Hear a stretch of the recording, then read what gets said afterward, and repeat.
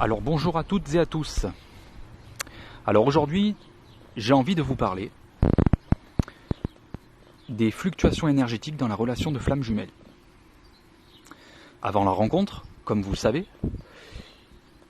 on a tous notre petit train-train, nos vies habituelles, les routines, qui font que, évidemment, on a eu toujours des baisses de morale, des hausses de morale. Ça a toujours existé. Et ça existe même pour des personnes qui ne sont pas dans une relation de flamme jumelle, de toute façon. Par contre, ce qu'aujourd'hui je veux parler, et là où je vais mettre l'accent, c'est que pour les flammes jumelles qui se sont rencontrées, vous pouvez tous constater, ou toutes, et je pense que sur ça c'est l'unanimité, vous pouvez constater que, à partir de là, il y a des phénomènes assez spéciaux qui s'enclenchent, dont fait partie les fluctuations énergétiques. Donc avant la rencontre, c'est des fluctuations qui arrivent de manière routinière. Voilà. On va travailler, métro, boulot, dodo, et puis en fait, ce sont toujours, on va dire, des états de fatigue qu'on ressent, ou bien des ras-le-bol de la vie, de la routine.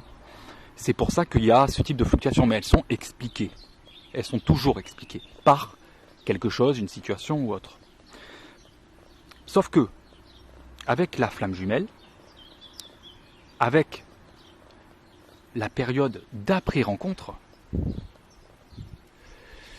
ça ne s'explique plus en fait, ça ne va plus s'expliquer de la sorte. Il va y avoir des fluctuations énergétiques de manière totalement, mais alors totalement, ça va être incontrôlé. On va être bien, et puis d'un coup, il va se passer quelque chose qui fait que ça ne s'explique pas vis-à-vis de l'extérieur, et d'un coup vous vous sentez en colère, ou vous vous sentez mal, triste. En fait, ceci, ça s'explique sur le fait que, non seulement après la rencontre, vous faites la rencontre justement de votre flamme jumelle, donc ça s'explique que on ressent sa flamme jumelle, comme on avait vu dans une vidéo précédente. On ressent, alors certains vont dire je le ressens ou je la ressens de manière ressentie, ça veut dire de manière consciente. Je sais que ça n'est pas mes émotions, je sais que ça n'est pas mes ressentis personnels. Donc, je sais mettre le doigt sur ce que je ressens. Est-ce que c'est moi ou est-ce que ça n'est pas moi? Donc la personne va savoir distinguer ses ressentis des ressentis de sa flamme jumelle. Et il va y avoir d'autres personnes, d'autres flammes jumelles, qui vont ne pas savoir faire la distinction. Alors souvent, ça peut s'expliquer par diverses situations, mais souvent en réalité, quand ça arrive, ça se peut que souvent chez les flammes jumelles, quand on a trop d'ego, quand on a trop de blessures qui n'ont pas encore été soignées, il y a encore un voile en fait.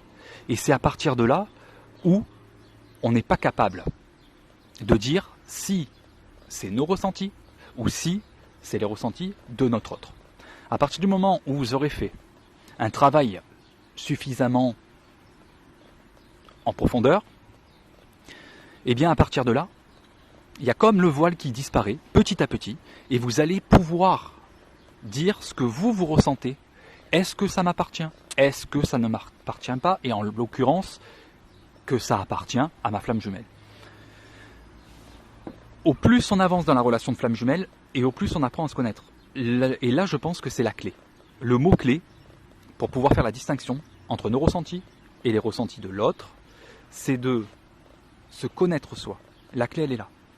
La flamme jumelle, on apprend à se connaître soi. Qui je suis en réalité dans la vie? Parce que c'est vrai, beaucoup vivent, mais en réalité ne se connaissent absolument pas. Ils se connaissent vis-à-vis du filtre de l'ego, ce filtre-là qui a toujours été C'est un filtre qui est venu depuis l'enfance, depuis l'école, parce qu'il faut dire ce qui est, hein, l'école c'est bien évidemment, c'est bien. On apprend beaucoup, mais aussi, on se fait aussi beaucoup enfumer, désolé du mot. On nous enseigne des règles qui seraient justes. Je ne dis pas que tout n'est pas bon hein, dans l'école, loin de là. Mais il y a beaucoup de fausses croyances qu'on apprend dès l'école. Il faut que ça soit comme ci.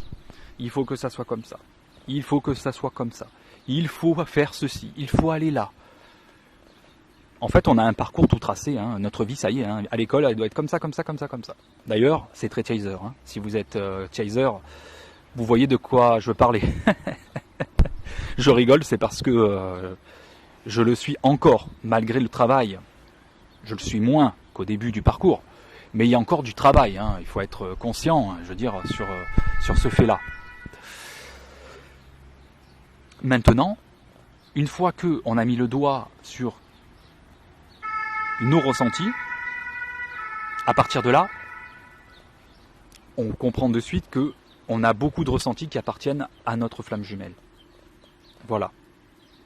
Donc ça, c'est les fluctuations énergétiques peuvent venir de là. Mais aussi, et ça c'est la deuxième phase, elles ne viennent pas forcément que du jumeau ou de la jumelle. Elles viennent aussi de la source, de Dieu, de l'univers. Parce que, après la rencontre, le chaser, dans un premier temps, le runner ou la runneuse par la suite également, dans un premier temps, le chaser va être testé, mais de manière... C'est même pas descriptible à la limite. Parce que le chaser va se rendre compte que finalement, tellement que les tests sont nombreux, le chaser va pouvoir dire si c'est un test ou pas. Après la rencontre, parce qu'avant la rencontre, là aussi, souvent les chasers, on s'est toujours intéressé à la spiritualité plus ou moins, hein, voire pas du tout pour certains, mais il y a quand même un petit éveil qui était là auparavant. Mais après la rencontre, c'est là où on prend conscience de l'univers, de tout ce qui nous entoure, du monde énergétique. Et en fait, en réalité, le chaser, après la rencontre, grâce à l'éveil spirituel et la nuit noire de l'âme qui a suivi, va pouvoir reconnaître les signes de l'univers. Ça va nous paraître mais tellement évident que finalement, voilà, il nous arrive ça, ben voilà, on va regarder le ciel et on va se dire, ah ben oui, je le savais, ben oui, merci. En gros, merci pour ce signe, merci. Sauf que des fois, c'est pas des merci, des fois, on est vraiment testé, mais à donf. Hein. Ça va arriver que on va avoir des situations compliquées. Et ça fait partie du chemin. L'univers va nous tester pour voir si on a bien évolué, qu'est-ce qu'on a fait depuis le début, parce que parfois on va dire on a évolué, c'est bien, on a évolué. Mais l'univers veut toujours s'assurer que ça soit vrai, donc elle va envoyer des situations, et là des fois ça arrive qu'on va se dire mais mince, j'ai cru avoir évolué, j'ai cru que c'était fini, mais en réalité je souffre encore de cette blessure. Vous voyez ce que je veux dire? Donc il nous faut des fois des gifles pour se rendre compte qu'il y a encore du travail. Même si on a évolué, mais il reste encore du travail.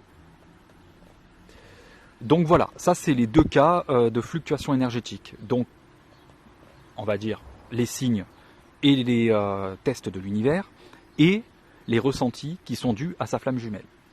Voilà, c'est les deux cas après la rencontre qui arrivent.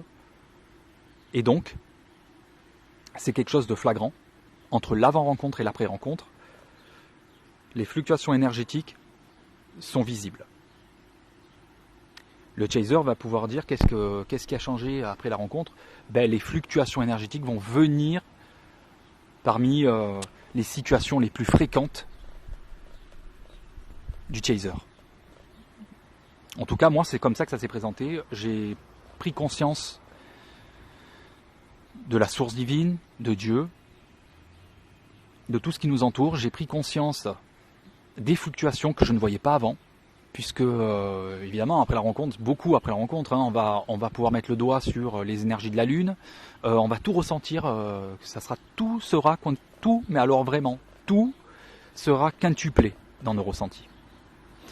Plus ou moins. Alors au départ, il y a des chasers qui vont dire oui, moi je ne ressens pas ma flamme jumelle, comment ça se fait, ça veut dire que je ne le suis pas. Stop. Voilà. Il y a un moment donné où on se dit stop, on n'a pas besoin des fois de ressentir sa flamme jumelle, mais ça ne veut pas dire que si on ne ressent pas sa flamme jumelle, qu'on ne l'est pas. Ça, c'est bien évident. Il y a des parcours qui auront choisi, il y aura des âmes qui auront choisi, des binômes qui auront choisi le ressenti avant l'incarnation, mais il y en a d'autres qui vont se dire, ben voilà, tu as besoin d'autonomie, j'ai besoin d'autonomie, donc dans cette vie, on va se rencontrer, mais en l'occurrence, on va rester un certain moment sans plus rien, sans plus de contact physique, sans plus de nouvelles, sans même pas de ressenti physique, parce que chaque âme, certains, oui, chaque demi-âme, puisque de flammes jumelles, de binômes, auront choisi l'indépendance et l'autonomie. D'autres, les ressentis arrivent beaucoup plus tard, même plusieurs années après, lorsque justement le travail aura fait réduire le voile. Puisque au moins on a d'ego, au plus on ressent le monde invisible. Ça, c'est la règle de base de la spiritualité. Donc voilà, j'avais envie de vous partager cette petite vidéo aujourd'hui. Et je vous rejoins très vite pour une autre vidéo. Je vous souhaite une excellente soirée.